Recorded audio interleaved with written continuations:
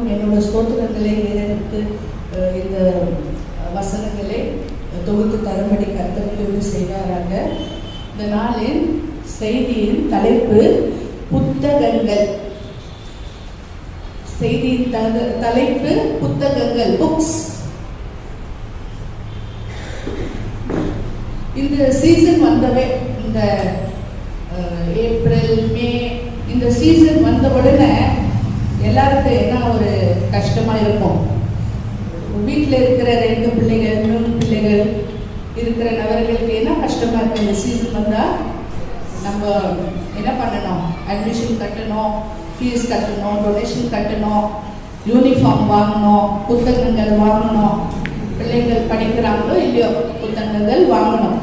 ஆசிரியர்கள் கற்றுக் கொடுக்குறாங்களோ இல்லையோ புத்தகங்கள் வாங்கணும், இல்லைங்களா? அப்போ அப்படியே கூட நிறைய புத்தகங்கள் பற்றி நம்ம பேசக்கூடும், அது நேரம் பத்தாது. எனவே புத்தகம் இல்லாத ஒரு நபரும் இல்லை. ஒரு படிச்சு ஒரு பட்டதாரி ஆக வேண்டும்னா புத்தகங்கள் வேணும். நம்ம பார்க்கும் பொழுது ஒரு பெரிய டிக்னட்டரியா இருக்கட்டும், ஒரு சாதாரண பியூனா இருக்கட்டும், எல்லாருக்கும் புத்தகம் தேவை. லாயர்ஸா இருக்கட்டும், ஜட்ஜஸா இருக்கட்டும், ஆசிரியர்களா இருக்கட்டும், பின்ன இன்னும் நிறைய ஆஃபீஸர்ஸா இருக்கட்டும், இல்லை பொலிட்டிஷியன்ஸா இருக்கட்டும், நிறைய புத்தகம் தேவை. அப்படின்ட்டு நம்ம பார்க்கும் பொழுது நிறைய நூலாசிரியர் ஆத்தர்ஸ் எவ்வளவா இருக்கிறாங்க, அதெல்லாம் சொல்லிக்கொண்டே போகலாம். அநேக புத்தகங்கள், நாவல்ஸ், லிட்ரேச்சர், எத்தனையோ காரிய நிமித்தமாக புத்தகங்கள் எழுதியிருக்கிறார்கள். இப்போ பாருங்க, கல்லூரியில் படிக்கிற பிள்ளைகள், படிக்க வச்ச பெற்றோர்கள் எல்லாம் உங்களுக்கு தெரியும். இப்போ கல்லூரியில் ஐஸ்வர்யா படிக்கும் பொழுது கூட, எம்எஸ்சி படிக்கும் பொழுது, போஸ்ட் கிராஜுவேஷன், இந்த ஒரு நூலாசிரியர் தான் வேணும், இந்த ஆத்தர் தான் வேணும்னு சொல்லுவாங்க. அப்போ வாஸ்கோவில் போய் அந்த அவென்யூ ரோட்ல அதெல்லாம் தேடி கண்டுபிடிச்சி அந்த ஒரு நூலாசிரியர் எழுதின புத்தகம் தான் கொண்டு வந்து தருவார். ஸோ அப்படியே கூட புத்தகங்கள் பற்றி நம்ம நிறைய பேசலாம். எனவே இதெல்லாம் உலக பிரகாரம் இருக்கிற புத்தகம். நம்ம வேதத்தில் இருக்கிற புத்தகத்தை பற்றி தான் இப்போ நம்ம தியானிக்க போகிறோம். எனவே இந்த வேளையிலே பரிசுத்த வேதாகமத்தில் இருக்கிற சில புத்தகங்கள் பற்றி இந்த நாளிலே நம்ம தியானிக்கலாம். முதலாவது உடன்படிக்கை புத்தகம். முதலாவது உடன்படிக்கைனா it is an agreement, it is an ஒப்பந்தம். அப்போ உடன்படிக்கை புத்தகம் பற்றி இப்போ நம்ம தியானிக்கலாம். யாத்ராகமம் 24வது அதிகாரம் 7வது வசனம்.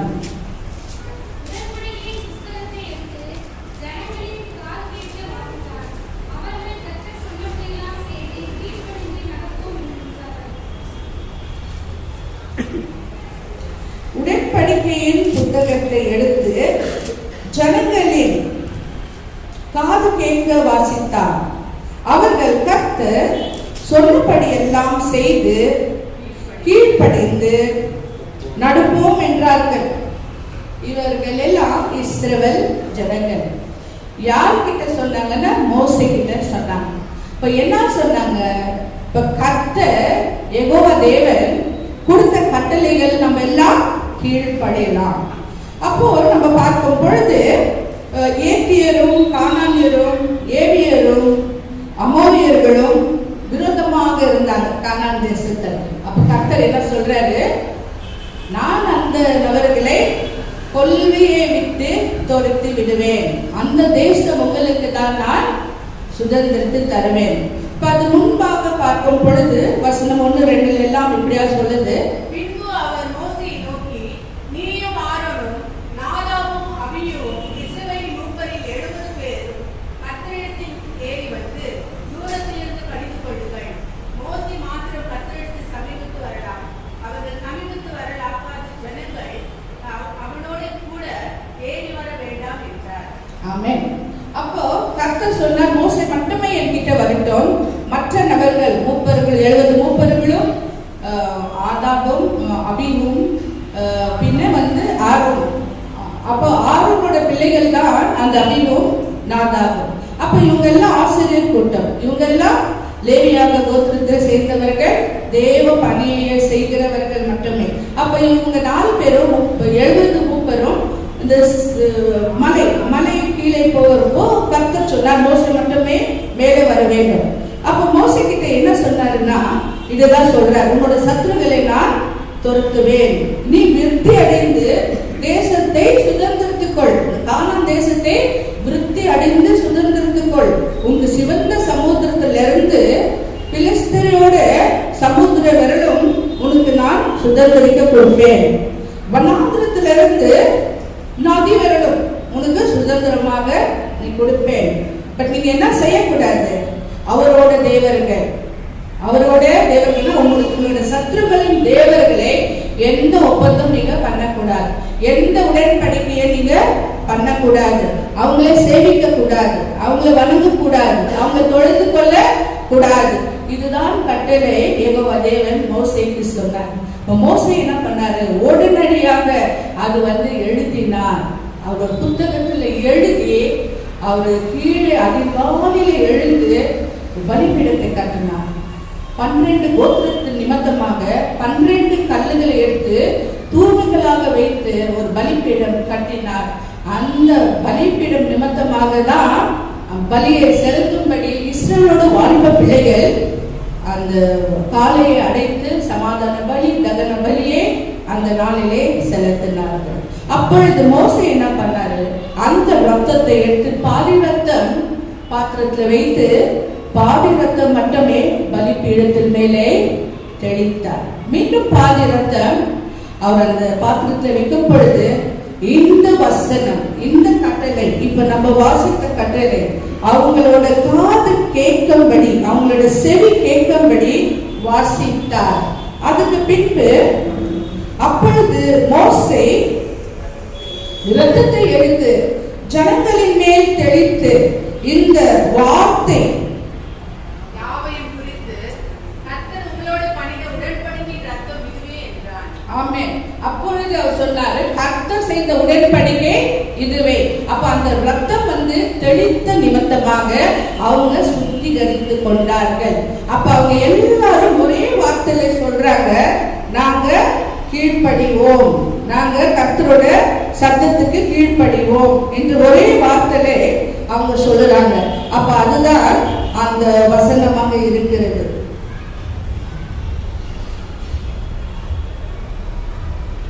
அப்ப அந்த வார்த்தை அது சொன்ன பொழுதுதான் அந்த இஸ்ரவேல் ஜனங்கள் ஒரே வார்த்தையிலே கீழ்ப்படிவோம், நாங்க பின்பற்ற மாட்டோம், நாங்க பணிந்து கொள்ள மாட்டோம் என்று ஒப்பந்தம் பண்ணதுதான் மோசே நிமித்தமா வந்த அந்த புத்தகம். இதுதான் உடன்படிக்கையின் புத்தகம். எனவே அந்த உடன்படிக்கையின் புத்தக நிமித்தமாக அந்த ரத்தம் தெளித்ததுனாலே, அவங்க பலியிட்டு அந்த தகன பலி நிமித்தமாக ரத்தம் தெளித்ததுனால அவங்க அந்த நாள் சுத்திகரிக்கப்பட்டார்கள். எனவே இந்த நாட்களிலே நமக்கு புது உடன்படிக்கையோட ரத்தம், இயேசு கிறிஸ்து ரத்தமே நமக்கு கொடுத்து, அவரோட சொந்த ரத்தமே கொடுத்து நம்ம சுத்திகரித்து நம்ம கர்த்தருக்குள்ள நடத்தி பிரமாணங்களை அறிந்து கொண்டு ஒரு அங்கத்தினரா வைத்து அப்ப நமக்காக ஒரு ஜீவனை அவர் கொடுத்திருக்கிற புது ரத்தத்தை நம்ம ஒவ்வொரு மாசமும் அது நம்ம பானம் பண்ணுகிறோம். இது நிமித்தமா நம்ம பாவம் மன்னிக்கப்பட்டது. அந்த நாளிலே அந்த காளையோட ரத்தம் தான் அவங்க சுத்திகரித்தது. எனவே இந்த நாளிலே இயேசு கிறிஸ்து ரத்தம் நம்மளை சுத்திகரித்துக் கொண்டே இருக்கிறது. ஹல்லேலூயா. அப்போ இதுதான் உடன்படிக்கையின் புத்தகம். இரண்டாவது புத்தகத்தை நம்ம பார்க்கும் பொழுது நியாய பிரமாணத்தின் புத்தகம். எடுத்துங்க, வாசிங்க. ஜோஷுவா 23:6-7.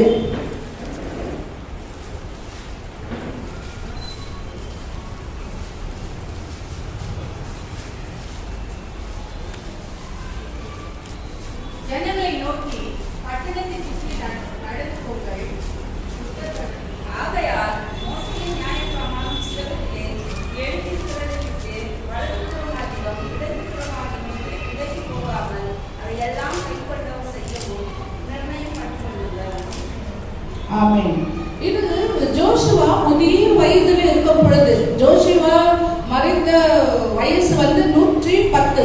அப்போ ஜோஷுவா முதிய வயதில் இருக்கும் பொழுது அவர் என்ன பண்ணாரு, இஸ்ரவேலோட ஆசிரியர்கள், இஸ்ரவேலோட ஜனங்கள், மூப்பர்கள், தலைவர்கள் அனைவரும் ஒன்றாய் கூடி அவர் என்ன சொல்றாரு, கர்த்தரா கர்த்தராகிய தேவன் உங்களுக்கு செய்த எல்லா காரியங்களே நீங்க என்ன பண்ணக்கூடாது, மறக்க கூடாது. உங்களுக்காக ஒரு யுத்தம் பண்ணினார், உங்களுக்காக ஒரு வழக்காடினார், நீர் அவங்களுக்கு என்ன பண்ணக்கூடாது, அவரை ஒரு நாளும் நீங்க மறக்க கூடாது. இதோ இப்ப நான் மறிக்க போகிறேன், ஆனால் நீங்க என்ன பண்ணணும், இந்த நியாய பிரமாண புத்தகம் ஒரு நாளும் நீங்க அதை என்ன பண்ணக்கூடாது, மறக்க கூடாது. அது உள்ள இருக்கிறது நீங்க கீழ்ப்படிய வேணும் என்று ஜோஷுவா சொல்றாரு. அப்படி என்ன சொல்றாரு, உங்களுக்கு நான் என்ன பண்ணேன், உங்க சுதந்திரத்தை ஒரு கோத்திரத்துக்கு தகுந்த மாதிரி நான் பகிர்ந்து கொடுத்திருக்கிறேன். இப்ப இனி காலத்திலே நான் மறிக்க போகிறேன். எனவே கர்த்தரோட வார்த்தை ஒரு நாளும் நீங்க விட்டு விடாதீங்க, அது கீழ்ப்படிந்து அது என்ன சொல்லுது அதை பற்றி நீங்க நடந்து கொள்ளுங்கள் என்று அவர் சொல்லுதான் அது நியாய பிரமாண புத்தகம். இந்த நியாய பிரமாண புத்தகம் தான் லா ஆஃப் மோசஸ் என்று அழைக்கப்படுது. அதுலதான் அந்த 613 லாஸ் இருக்கு. எனவே இதை பற்றி நிறைய காரியங்களை நம்ம அறிந்திருக்கிறோம். எனவே லேவியாகமம், என்னாகமம், உபாகமம், இந்த புத்தகத்துல எல்லாம் இந்த 613 லாஸ் பரவி இருக்கு. அதை பற்றி பாவங்களை பற்றி, பாவ நிவர்த்தனை எப்படி செய்ய வேண்டும், பலிகளை பற்றி, அசுத்த உணவு, பரிசுத்த உணவு, பின்ன சொத்து எப்படி பங்கு பிரிக்க வேண்டும், பின்ன ஏதாவது வியாதி வந்தா கூட அந்த வியாதிக்கு என்ன நிவர்த்தனை செய்ய வேண்டும், அந்த வியாதி எப்படி போகணும், அதை பற்றி எல்லாம் இருக்கு. திருமணத்தை பற்றி இருக்கு, குழந்தை பிறப்பதை பற்றி இருக்கு, அடிமைகள் எப்படி நம்ம நடத்த வேண்டும் அதை பற்றி இருக்கு, ஆசிரியர்கள், தேவ பணியாளர், அவர் டிரெஸ் கோடோட, பின்ன அநேக காரியங்கள் 613 லாஸ்ல இருக்கு. விபச்சாரம் பண்ணிவிட்டால் என்ன ஒரு தண்டனை, பின்ன பண்டிகைகள் பற்றி, பின்ன ஏராளமாக காரியங்கள் யெகோவா தேவன் மோசேக்கு சொன்னதுதான் இந்த நியாய பிரமாண புத்தகம். அப்போ இந்த நாளிலே கூட இந்த நியாய பிரமாண புத்தகம் நம்ம இயேசு 5 வயசுல 12 வயசு மட்டும் நல்லா படிச்சிருக்கிறார். பின் அப்போஸ்தலர் பவுலும் அதை படிச்சிருக்கிறார், சதேசியரும் பரிசேயரும் படிச்சிருக்கிறாங்க. அப்போ இந்த மாதிரி ஒரு 613 லாஸ் எல்லாம் அது அவ்வளவு ஒரு சாதாரண லாஸ் இல்லை. அதெல்லாம் புதிய ஏற்பாட்டுல கூட யூதர்களை பின்பற்றி கொண்டிருக்கிறார்கள், இந்த நாளிலே பின்பற்றி கொண்டே இருக்கிறார்கள்.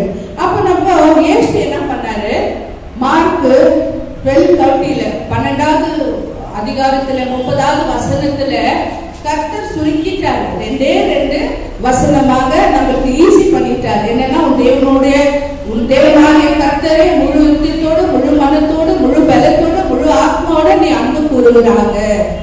உன்னத்தில் அன்பு கூறுவது போல் பிறரிடத்திலும் நீ அன்பு கூற வேண்டும். இது மொத்தமா இந்த 613 லாஸ் இதுல அவரு சுருக்கிட்டாரு. எனவே இதுதான் நியாய பிரமாண புத்தகம். எனவே மோசாயிக் லா அது நமக்கு இல்லை, அது புத்தகம் இருக்கிறதுனால இது ஒன்று யாரும் ஃபாலோ பண்ண தேவையில்லை. ஆனால நம்ம அறிவு வளர வேண்டும், வேதத்தை அறிந்து கொள்ள வேண்டும்னாக்கா அது நம்ம படிச்சுதான் ஆகணும். ஏன்னா it is just a shadow of the New Testament. இப்போ 3வது சொல்லும் பொழுது பரிசுத்த வேத புத்தகம். எனவே அது கர்த்தரோட புத்தகம் என்று எண்ணப்படுகிறது.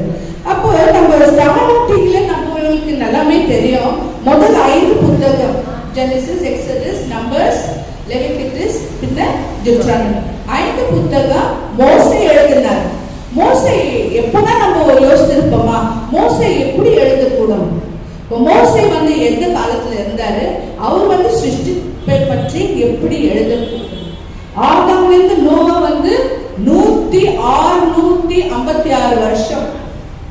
நோவாலிருந்து ஆபிரகாம் 450 வருஷம், ஆபிரகாம்ல இருந்து மோசே 400 வருஷம், ஆக மொத்தமா 2500 வருஷம் வித்தியாசம். அப்ப மோசேக்கு எப்படி தெரியும் சிருஷ்டிப்பை பத்தி, எப்படி தெரியும், பின்ன ஆதாமை பத்தி எப்படி தெரியும், காயின் பத்தி எப்படி தெரியும்? அப்படி நோவா கூட அந்த ஜல பிராணத்துல எல்லாமே பெரிஷ் ஆயிடுச்சு அந்த இதுல, அந்த வெள்ளத்துல. அப்போ எப்படி மோசே அவர் எழுதினாரு? ஒரு வசனத்தை வாசிங்க, ஐசையா 34:16 அதிகாரம்.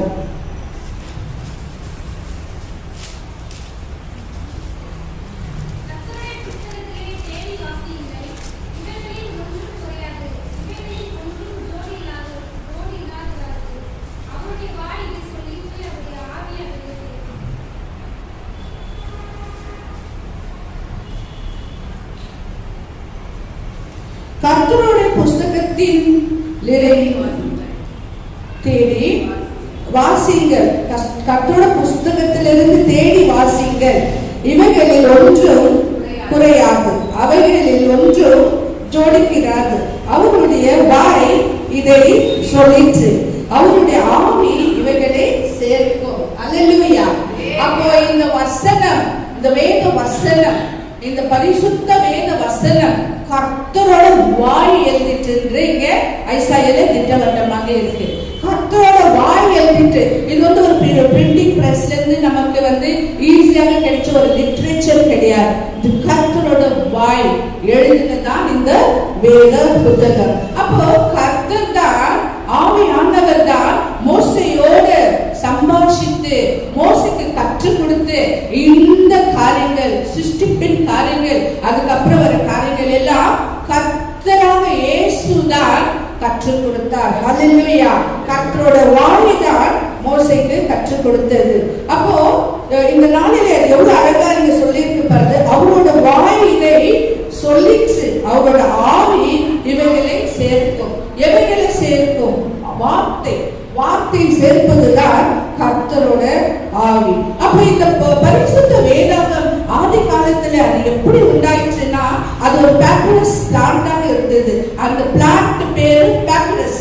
அது ஆதி காலத்துல நைல் நதி ஓரம், இந்த மார்ஷி ஏரியா எங்கெல்லாம் அந்த தண்ணீர் இருக்கிறதோ அங்கெல்லாம் அது வளரும். அது ஒரு கண்ட்ரியோட இலை பார்த்திருப்பீங்கன்னா அது அப்படி பரவி பரவி பரவி அது பெருசா வளர்ந்துருக்கும். அப்போ அதை எடுத்து அது ஏதோ ஒரு பவுடர் போட்டு இது போட்டு அது போட்டு தான் அதை அடிச்சு அது மேலேதான் வேத வசனங்களே எழுதினார்கள்.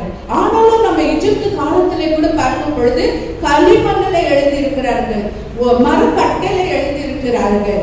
அப்படி பார்க்க போனா மோசே பிரமாணம் கூட கல்லுல தான் யெகோவா தேவன் செதுக்கி அந்த 10 கமாண்ட்மெண்ட்ஸ் கொடுத்திருக்கிறது கல்லுல தான். அப்ப நம்ம வேதம் பைபிள் இந்த நாளிலே மாடர்னைஸ் ஆகி நம்ம கையில வந்திருக்குன்னா அது எத்தனை காரியங்கள் அது கடந்து வந்திருக்கு பாருங்க.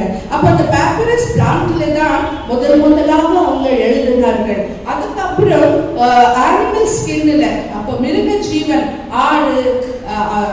ஆட்டு தோல் இல்லைனாக்கா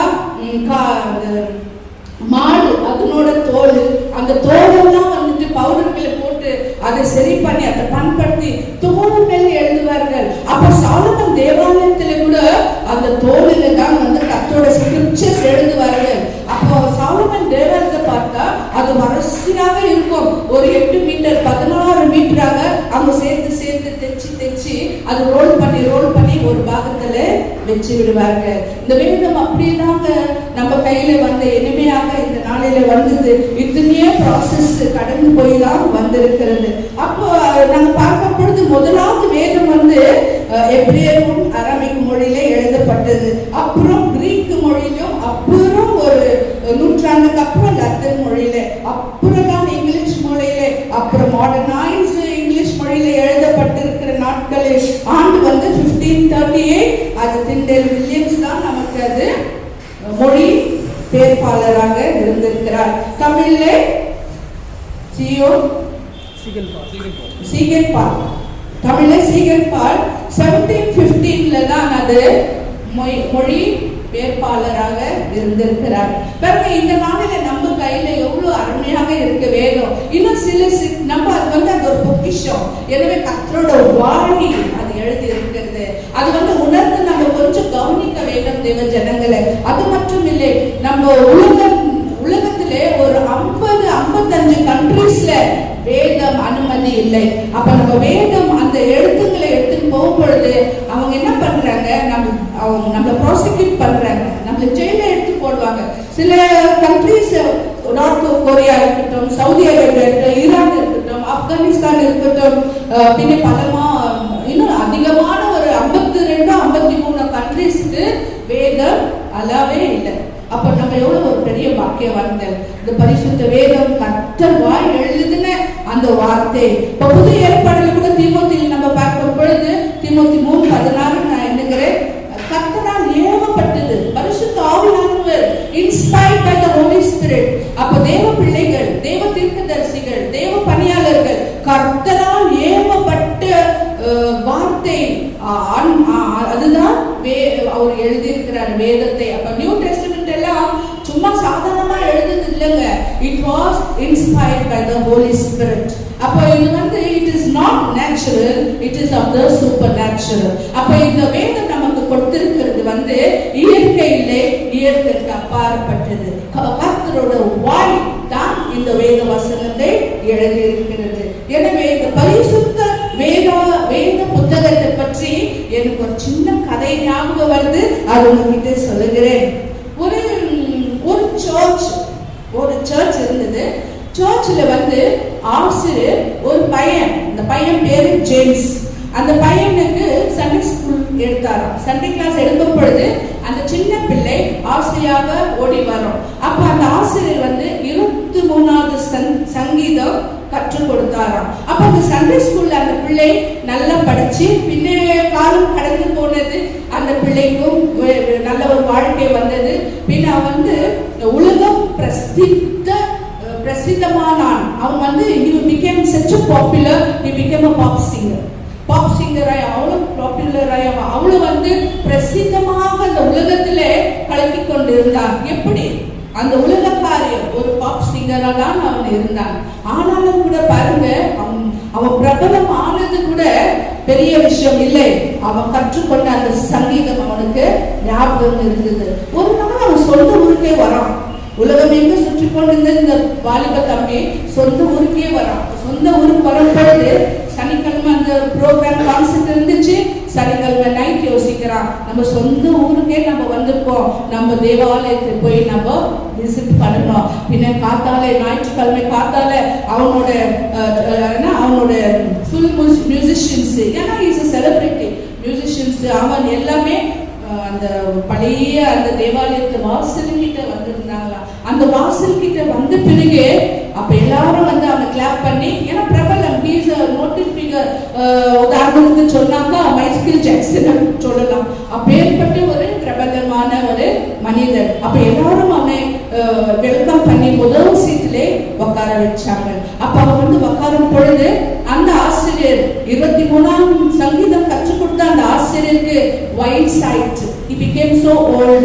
அப்ப வந்து ரெகக்னைஸ் பண்ணாரு, ஜேம்ஸ் நீ வந்திருக்கிறப்பா எனக்கு சந்தோஷம் சொல்லிட்டு சர்வீஸ் முடிஞ்ச உடனே, ஆராதனை முடிஞ்ச உடனே அவர் டயஸ்ல கூப்பிட்டு, இவர் வந்து உலக பிரபலமான இருக்கிற இந்த பையன், நான் இவருக்கு வந்து சண்டே கிளாஸ் கத்து கொடுத்தேன், நான் ரொம்ப மகிழ்ச்சி அடைகிறேன். ஜேம்ஸ் நீ சொல்லுப்பா, நீ சங்கீதத்தை 23ஆம் சங்கீதம் உனக்கு ஞாபகம் இருக்கா, நீ சொல்லுன்னு அந்த வயதான ஆசிரியர் கேட்கும் பொழுது அவர் ஜேம்ஸ் என்ன பண்ணாராம், நான் சொல்றேன் பாஸ்டர், நான் சொல்றேன்னு சொல்லிட்டு அந்த 6 வசனமும் மனப்பாடமாக கடகடன்னு சொன்னார். சொன்ன மாத்திரம் முழு காங்கிரிகேஷன், முழு சர்ச் என்ன பண்ணி கரங்களை தட்டியது. ஹல்லேலூயா. அதுக்கப்புறம் ஜேம்ஸ் என்ன சொல்றாரு, பாஸ்டர் ஐயா 23ஆவது சங்கீதம் நான் சொல்லிவிட்டேன், இப்போ உன்னோட குரல்ல நான் கேட்க வாஞ்சிக்கிறேன். உங்க குரல்ல எனக்கு மறுபடியும் ஒரு முறை 23ஆவது சங்கீதம் நீங்க சொல்லுங்க ஐயா.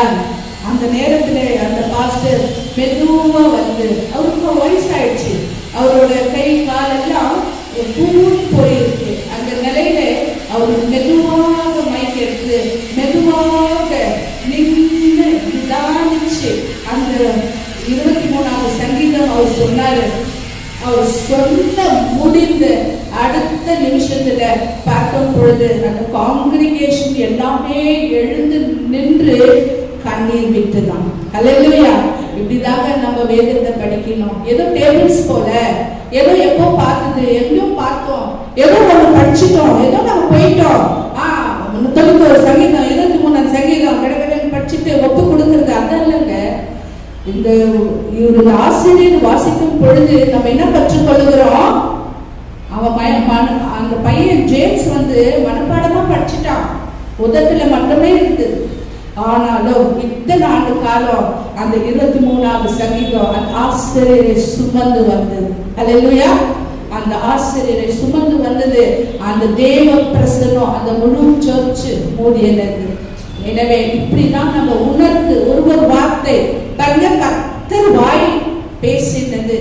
எவ்வளவு ஒரு பாக்கியசாலி நம்ம இப்போ உணர்ந்து அதை ஏற்றுக்கொண்டு அசை போட்டு நமக்கென்று ஏற்றுக்கொண்டு அப்படி நம்ம இருக்கும் பொழுது யாருமே இந்த உலகத்துல நம்ம அசைக்க முடியாது. ஹல்லேலூயா.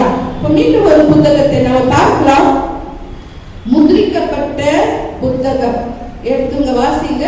தானியேல் 12வது அதிகாரம் 4வது வசனம்.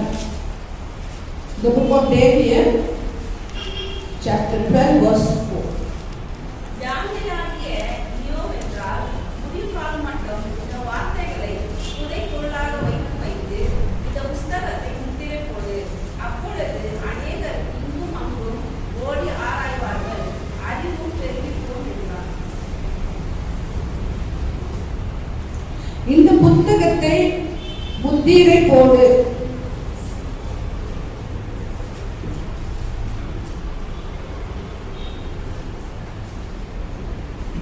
இந்த புத்தகத்தை முத்திரை போடு. அப்பொழுது அநேகர் இங்கும் அங்கும் ஓடி. ஓகே, அது நமக்கு வேண்டாம். தானியேலாகிய நீயோ என்றால் தேங்க்யூ சிஸ்டர்.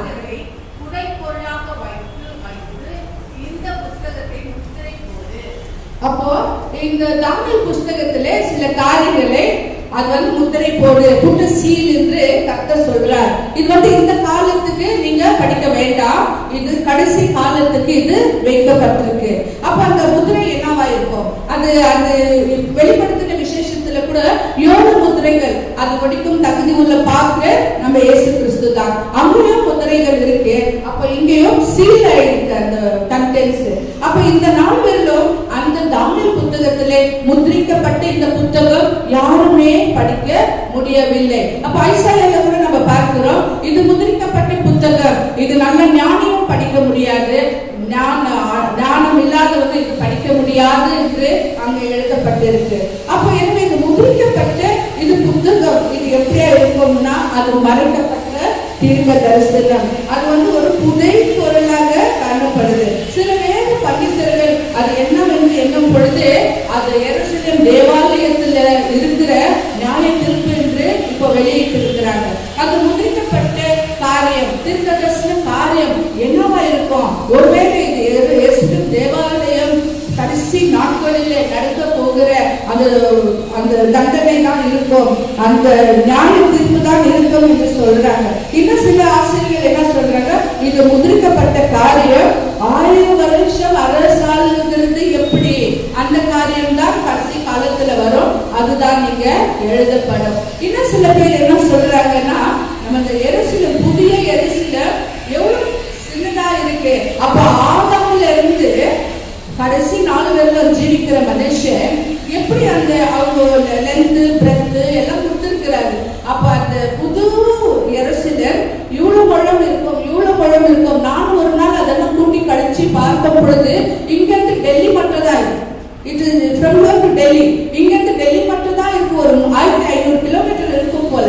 அப்ப 1500 கிலோமீட்டர் ஸ்கொயர் கிலோமீட்டர். அப்ப ஆதாம்ல இருந்து இருந்த மனுஷர்கள் கடைசி 4 வருடம் மறிக்கிறவர்கள் எத்தனை கோடியா இருக்கணும். அப்ப இத்தனை ஜனங்கள் எப்படி அந்த எருசலேமுக்குள்ளே புது எருசலேமுக்குள்ளே இருப்பார்கள் என்று அது கூட ஒரு மறைக்கப்பட்ட ஒரு பொருளாக இருக்க வேண்டும். எனவே அது முதிரிக்கப்பட்ட புத்தகம். கர்த்தர் தான் அறிவார். கர்த்தர் வரும் பொழுது அது நமக்கு வெளிப்படுத்துவார். இன்னொரு புத்தகத்தை நம்ம வாசிக்கலாம், ஞாபக புத்தகம். இது ரொம்ப முக்கியமான ஒரு புத்தகம். எடுத்து வாசிங்க. மல்லாக்கி புத்தகம் 3வது அதிகாரம் வசனம் 16, 17, 18. மல்கியா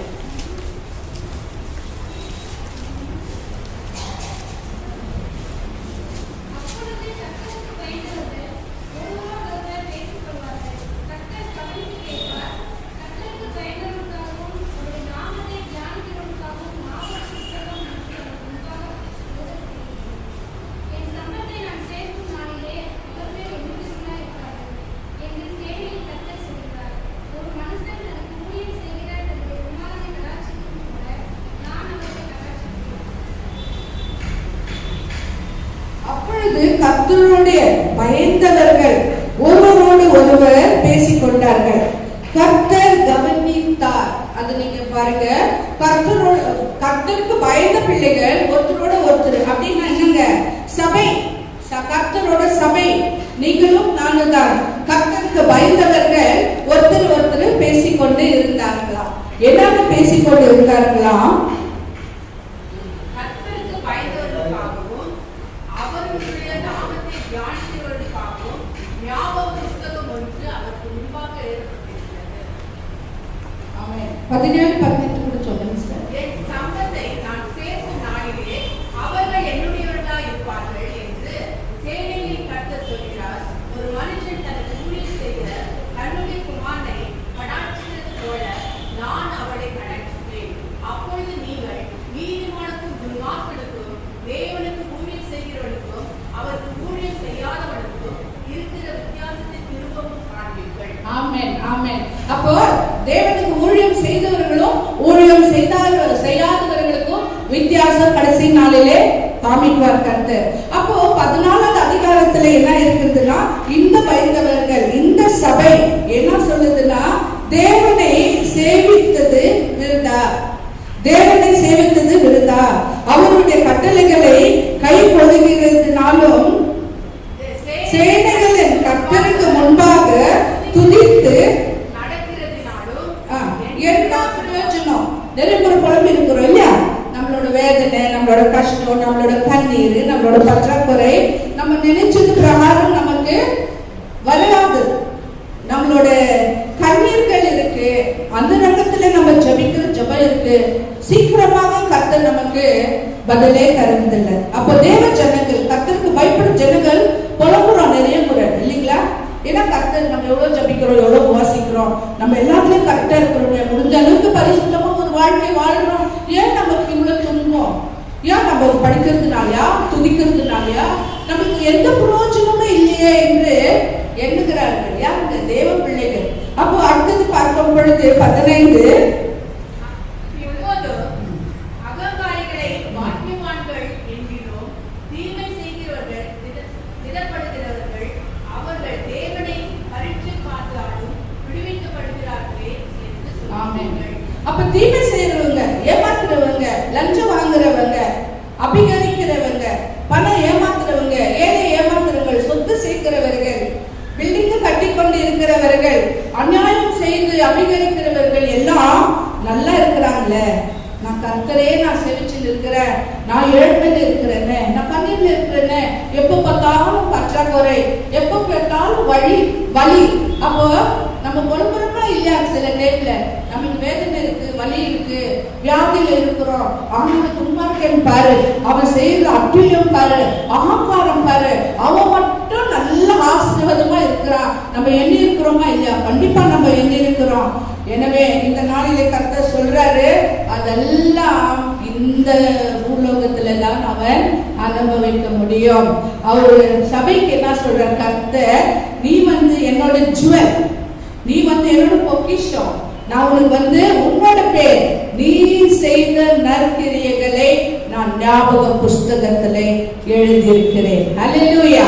இந்த ஞாபக புஸ்தகத்தில் நம்ம செய்த ஒவ்வொரு நற்கிரியை, ஒவ்வொரு நன்மை காரியங்கள் ஒவ்வொன்றும் அதிலே கர்த்தர் ஞாபக புஸ்தகத்திலே எழுதியிருக்கிறார். அப்ப பாருங்க, கர்த்தர் கேட்டாருன்றீங்க இருக்கு இல்லைங்களா?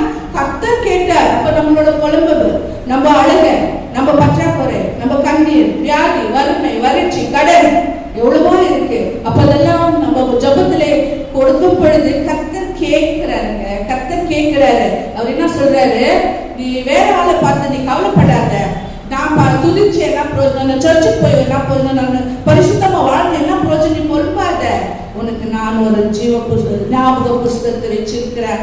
அந்த நாளிலே படிங்க சார், அது மலாக்கி 17. அந்த நாளிலே அப்பொழுது கர்த்தருக்கு பயந்தவர்கள் ஒருவரோடு ஒருவர் பேசிக் கொள்வார்கள். கர்த்தர் கவனித்து கேட்பார். கர்த்தருக்கு பயந்தவர்களுக்காகவும் அவருடைய நாமத்தை தியானிக்கிறவர்களுக்காகவும் ஞாபக புஸ்தகம் ஒன்று அவருக்கு முன்பாக எழுதப்பட்டிருக்கிறது. 17 சிஸ்டர். ஏன் சம்பத்தை, அதான் அவர் நம்ம கர்த்தரோட சம்பத்துனா பொக்கிஷம், ஜுவல். சம்பத்தை நான் சேர்க்கும் நாளிலே அவர்கள் என்னுடையவர்களாய் இருப்பார்கள் என்று சேனைகளின் கர்த்தர் சொல்கிறார். ஒரு மனுஷன்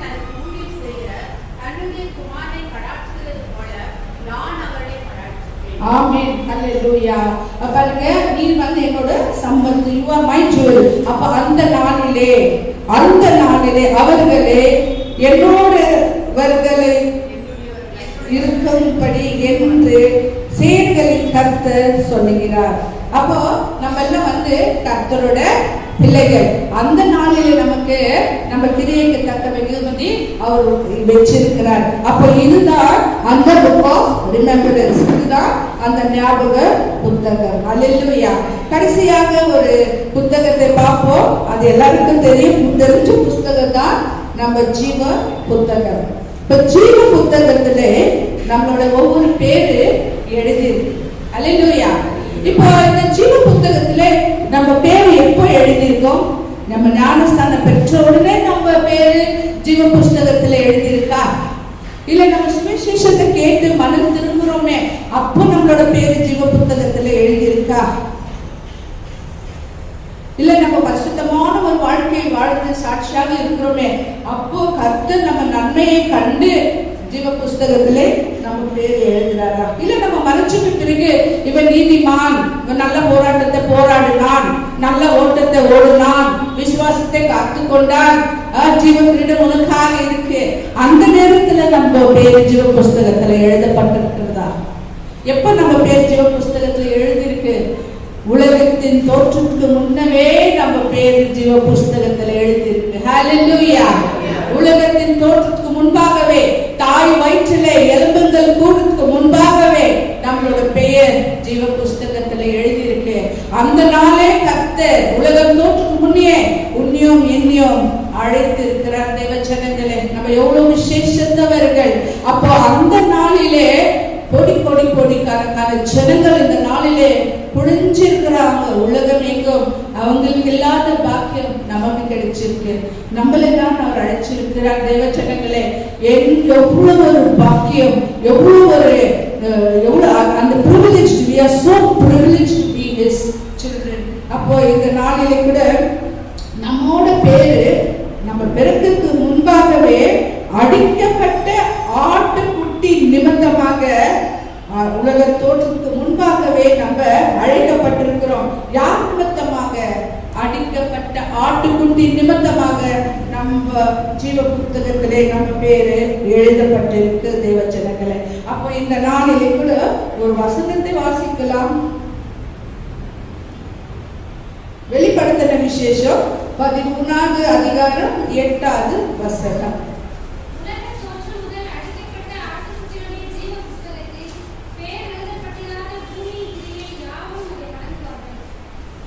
உலக தோற்றத்துக்கு முதல் அடிக்கப்பட்ட ஆட்டுக்குட்டியினுடைய ஜீவ புஸ்தகத்தில் எழுதப்பட்டிருப்பதாக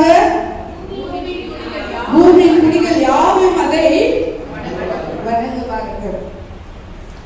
அப்போ and all that dwell upon the earth shall worship him, whose name are not written in the book of life of the Lamb slain from the foundation of the world.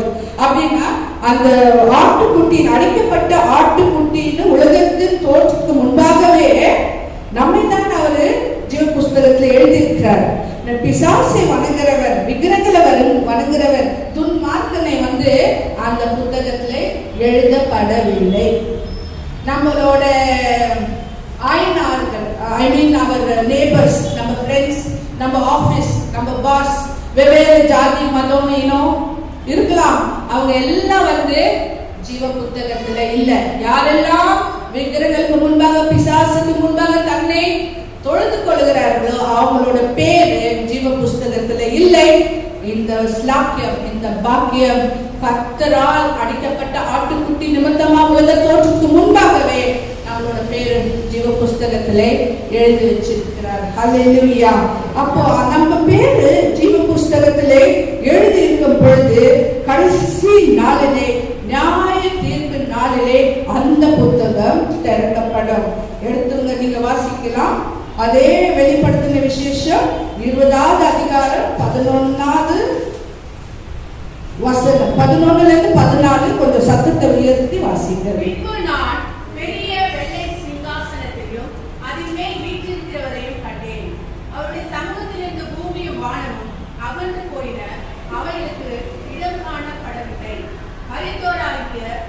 சிறியோரையும் பெரியோரையும் தேவனுக்கு முன்பாக நிற்க கண்டேன். அப்பொழுது புஸ்தகம் திறக்கப்பட்டன. ஜீவ புஸ்தகம் என்னும் வேறொரு புஸ்தகம் திறக்கப்பட்டது. அப்பொழுது அந்த புஸ்தகங்களில் எழுதப்பட்டவர்களின்படியே மரித்தோர் தங்கள் தங்கள் கிரியைகளுக்கு தக்கதாக நியாயத்தீர்க்கும் தீர்ப்படைந்தார்கள். சமுத்திரம் தன்னிலுள்ள மரித்தோரை ஒப்புவித்தது. மரணமும் பாதாளமும் தங்களிலுள்ள மரித்தோரை ஒப்புவித்தன. யாவரும் தங்கள் தங்கள் கிரியைகளின்படியே நியாயம் தீர்ப்படைந்தார்கள். அப்பொழுது மரணமும் பாதாளமும் அக்கினி கடலிலே தள்ளப்பட்ட. இதுவே இரண்டாம் மரணம். ஜீவ புஸ்தகத்திலே எழுதப்பட்டவனாக காணப்படாதவன் எவனோ அவன் அக்கினி கடலிலே தள்ளப்பட்டான். ஆமென், ஆமென். இது அது கர்த்தரோட தோற்றம். அந்த நியாய தீர்ப்பு நாளிலே அவரோட தோற்றத்தை தான் இந்த 11வது வசனம் காண்பிப்பது. பின்பு நான் பெரிய வெள்ளை சிங்காசனத்தை அதின் மேல் வீற்றிருக்கிறவரை கண்டேன். அவருடைய சமூகத்தில் இருந்து பூமியும் வானமும் அகன்று போயின. அவைகளுக்கு இடரில்லாமல் போயிற்று. அப்போ அந்த நியாயத்திற்கு நாளிலே யார் கண்டார்களா? பரிசுத்த யோவான் கண்டது.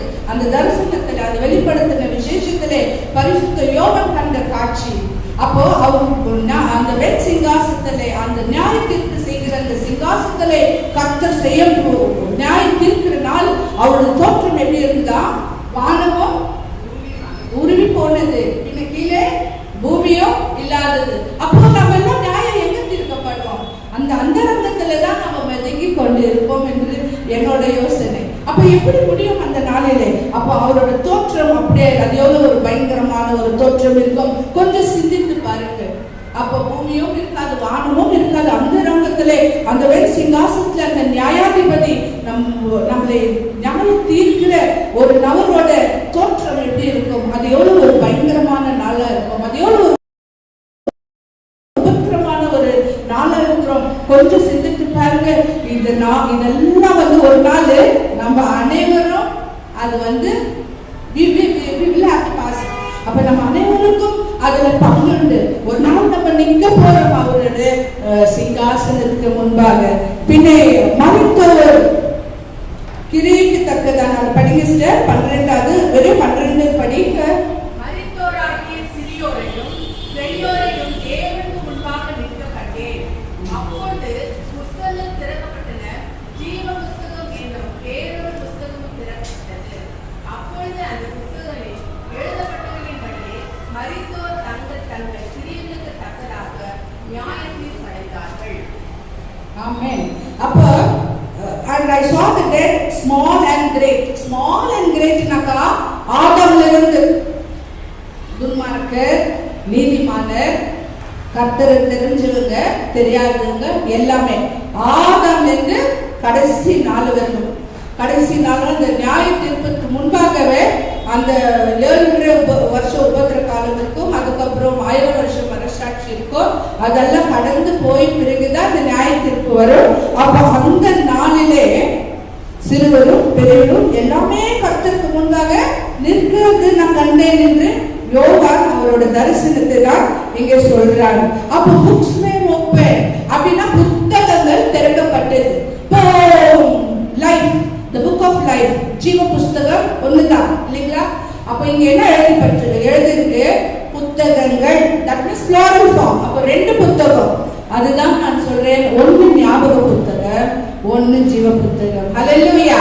அப்ப ஞாபக புத்தகம் உங்களுக்கும் எங்களுக்கும் கர்த்தர் நம்ம புலம்பெல்லாம் கேட்டு அப்ப நம்ம கிரியைக்கு தக்க வெகுமதி கொடுக்கிறதுக்கு தான் அந்த ஞாபக புத்தகம் அதோடு கூட திறந்திருக்கும். இன்னொரு புத்தகம்னா அது ஞாபக புத்தகம். அப்ப அதுக்கு முன்னால இருக்கிறது ஜீவ புத்தகம்.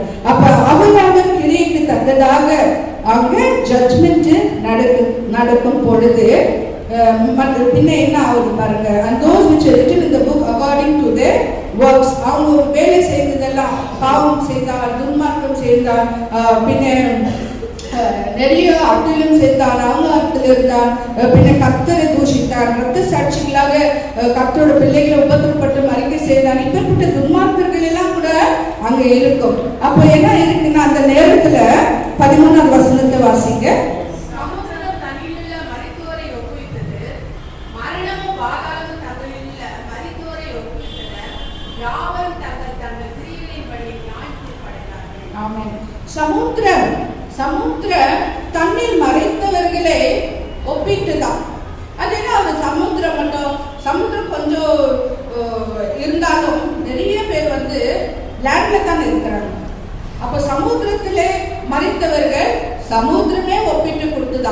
இவங்க எல்லாம் இந்த ஆத்மா எல்லாம் என் கூட மறைத்தார்கள். அப்ப லேண்ட்ல இருக்கிறவங்க, பூமியில இருக்கிறவங்களோட கல்லறை வெடியவங்க. நான் முன்னையும் சொல்லியிருக்கிறேன், பூமியில இருக்கிறவர்கள் கல்லறை வெடி. கடைசி காலத்திலே நியாய தீர்ப்புக்காக நிற்கும் பொழுது எல்லாருடைய கல்லறை வெடிக்கப்படும். ஒரு கர்த்தர் ரகசிய வருகை வரும் பொழுது கல்லறை கர்த்தருக்குள் மறைக்கிறவர்களோட கல்லறை வெடிக்கப்படும். அப்ப கர்த்தரோடு நம்ம போய் 1000 வருஷம் அரசால முடியும். அப்ப அதுக்கப்புறம் அந்த கல்லறை வெடிக்கிறது எல்லாம் துன்மார்க்கர்களுக்கு நியாய தீர்ப்புக்காக சிறுவரும் பெரியவரும் எல்லாம் போய் கர்த்தருக்கு முன்பாக நிற்க வேண்டும். அப்போ அந்த சமுத்திரம் தன்னோட நபர்களை கொடுத்துதான். சமுத்திரம் எப்படி கொடுக்க முடியும்? சமுத்திரத்திலே மறைத்தவர்கள். இப்ப பாருங்க, நம்ம ட்ரெயின் வந்துட்டு ஒரு 200 வருஷத்துக்கு முன்னதான் முதல் ட்ரெயின் வெளியிட்டது. ஒரு இடத்துல இருந்து ஒரு இடம் பிரயாணம் பண்ண 1804 தான் ட்ரெயின் உருவாக்குனாங்க, இன்வென்ட் பண்ணாங்க. அதே மாதிரி ரைட் பிரதர்ஸ் ஏரோப்ளேன் வந்து 1903, அது ஒரு 100 வருஷத்துக்கு முன்னதான். ஆனால் பஸ் கூட, அந்த பஸ் வந்து ஒரு இடத்துல இருந்து ஒரு இடத்துக்கு பிரயாணம் பண்ணோம், அது வந்து 1826. ஆனாலும் போட்டு, சமுதிரத்தில் இருக்கிற கப்பல் கிட்ட 7000 வருஷத்துக்கு முன்பாக அது உருவானது. 7000 வருஷத்துல எத்தனையோ கேப்சைஸ் ஆயிருக்கும், எத்தனையோ போட்டு முழுகி இருக்கும், எத்தனையோ ஷிப்புங்கோ ஒடிஞ்சிருக்கும், எத்தனையோ ஆத்மாக்கள் அந்த மறைத்திருப்பார்கள் அந்த தண்ணீர். எனவே லேண்ட்ல இருக்கிறவங்க வந்து கல்லறை வெடிந்து அந்த நியாய தீர்ப்புக்கு முன்பாக நிற்பார்கள். தண்ணீர் அதற்குள்ள மறைத்தவர்கள் தண்ணீரை ஒப்பிட்டு கொடுப்போமா? இப்ப மறைத்தவரும் மறைத்தவரை ஒப்பு கொடுக்கும். அப்போ நம்மளோட ஆவி ஆத்மா சரீரம் ஒரு உணர்வில்லாத உயிரில்லாத செத்த நிலையில கர்த்தரை ஏற்றுக்கொண்டாது இருக்கிறவர்கள் வாழ்க்கை வாழறப்பவே செத்தவங்க போலதான். அப்போ கர்த்தரோட வெளிச்சத்தை காணாத இருள இருக்கிறவர்கள், மனம் திரும்பி வாழாதவர்கள், துன்மார்க்கோட இருக்கிறவர்கள், அவங்களோட ஒத்து போறவர்கள், இப்படிதான் அந்த இருள இருக்கிற நபர்கள், அந்த வெளிச்சத்தை காணாத இருக்கிற நபர்கள் வாழ்றப்பவே செத்து போயிருக்கிறார்கள். அதுதான் இந்த அர்த்தம். அப்போ செத்தவனை ஒப்பு கொடுக்கும். அப்போ அந்த நாளிலே நியாயாதிபதியாக கர்த்தர் அந்த சிங்காசனத்தில் வீற்றிருக்கும் பொழுது 14வது வாசிங்க சிஸ்டர். அப்பொழுது மரணமும் பாதாளமும் அக்கினி கடலிலே தள்ளப்பட்டன. இது 7ஆம் மரணம். ஆமென். அப்போ அக்கினி கடல்ல தள்ளப்படுவார். யாரு? துன்மார்க்கர். கள்ளப்போதல் இன்னும் வசனம் இருக்கிறதுக்கு நேரில் துன்மார்க்கர்கள், பொய்யர்கள், விபச்சாரங்கள், மர்டரர்ஸ், சார்சஸ், அப்படி. அப்போ துன்மார்க்கர் அது கர்த்தரோட பிள்ளைகள் அல்லாம இருக்கிறவர்கள், பொய்யர் கூட இருக்கிறார்கள். பொய்யர், தீர்க்கதர், கள்ளத்திற்கதர், கள்ளப்போதகர்கள், பின்ன ஆட்டுக்குட்டியின் பிள்ளைகளை உபத்திரப்படுத்தினவர்கள் எல்லாமே இந்த யாரெல்லாம் துன்மார்கள் அந்த அக்னி கடலை தள்ளப்படுவார்கள். கர்த்தரோட பிள்ளைகளோ என்றென்றைக்கும் அவரோட கூட இருக்க இந்த புது எரிசலம் நமக்காக அவர் உண்டாக்கி கீழே இருக்கிறது அவராக இருக்கிறார். எனவே இந்த நாளிலிருந்து நம்ம என்ன செய்யணும்னா, நம்ம வாழ்க்கையிலே பரிசுத்தமான ஒரு வாழ்க்கை நம்ம வாழ்ந்துடணும். இந்த வேதத்திலே இருக்கிற பரிசுத்த வேதம் நமக்குள்ள இருக்கும் பொழுது இந்த 2வது மரணம் நமக்கு எஃபெக்ட் ஆகாது. நம்ம நியாயத்தீர்க்கப்பட மாட்டோம். எனவே நம்ம ஆசிரியராக, ராஜாக்களாக கர்த்தரோடவே நம்ம இருக்கோம். ஹல்லேலூயா. எனவே கர்த்தரோட ரகசிய வருகை வரும் பொழுது அவரோடு கூட நம்ம போகிறதுக்கு சத்திய வேதம் அது கர்த்தரோட புத்தகத்திலே நம்ம என்ன பண்ணணும்? ஒவ்வொரு நாளும் நம்ம தியானித்து கர்த்தரோட வாய் பேசின அந்த வார்த்தை அது நமக்குள்ள இருக்கணும். அது இருக்கும் பொழுது நம்ம யாரும் அசைக்க முடியாது. கர்த்தரோட வழிகளை நம்ம எடுத்துக்கொள்ளப்படுவோம். அப்பொழுது இந்த 2வது மரணம், the second death will have no effect on us. Hallelujah. அப்படி இந்த நாளிலே இந்த வேதம் பரிசுத்த வேதம் அடிப்படையிலே சில புத்தகங்களை நாம் பார்த்தோம். முதலாவது உடன்படிக்கை புத்தகம். இந்த உடன்படிக்கை புத்தகத்திலே கர்த்தர் யெகோவா தேவன் அந்த ரத்தத்தால் நியாயம் தீர்த்தார், சுத்திகரித்தார். பின்னை புது ஏற்பாடிலே கர்த்தராக இயேசு கிறிஸ்து அவரோட ரத்தத்தை குத்தி நம்மளை சுத்திகரித்து நம்ம பாவங்களை மன்னித்து நம்மளை தூய்மையாக்கி நம்ம பழைய ரோகத்துக்கு ஒரு வழிகாட்டிய இருந்திருக்கிறார். 2வது நியாய பிரமாணம் புத்தகம். அது கீழ்ப்படிய வேண்டும் என்று 613 லாஸ் அந்த ஜோஷுவா கேட்டுக்கொண்டார். ஆனாலும் கர்த்தர் நமக்கு இயேசு கிறிஸ்து நமக்காக அது 2 வசனத்திலே சுருக்கி கொடுத்தார். பின்ன 3வது பரிசுத்த வேதாகமம். அது எப்படியெல்லாம் ப்ராசஸ் ஆகி நம்ம கையில கொடுக்கப்பட்டிருக்கு. அது நம்ம உதாசீனம் செய்யாத படிக்க அது நம்ம கர்த்தரோட வாய் பேசினது, கர்த்தரோட ஆவி வார்த்தைகளை சேர்த்தது என்று நம்ம எண்ணிக்கொண்டு நம்ம அதுக்குள்ளே நம்ம வாழ்ந்தால் நம்மளை யாரும் அசைக்கப்பட முடியாது. பின்ன 2வது மரணமோ நம்மளை சேதப்படுத்த முடியாது. முദ്രിக்கப்பட்ட புத்தகம், பின்ன ஞாபக புத்தகம் இந்த 2வது புத்தகம் தான் ஞாபக புத்தகம். கர்த்தரோட பிள்ளைகளோட பேர்கள் எல்லாம் அதுல இருக்கும்.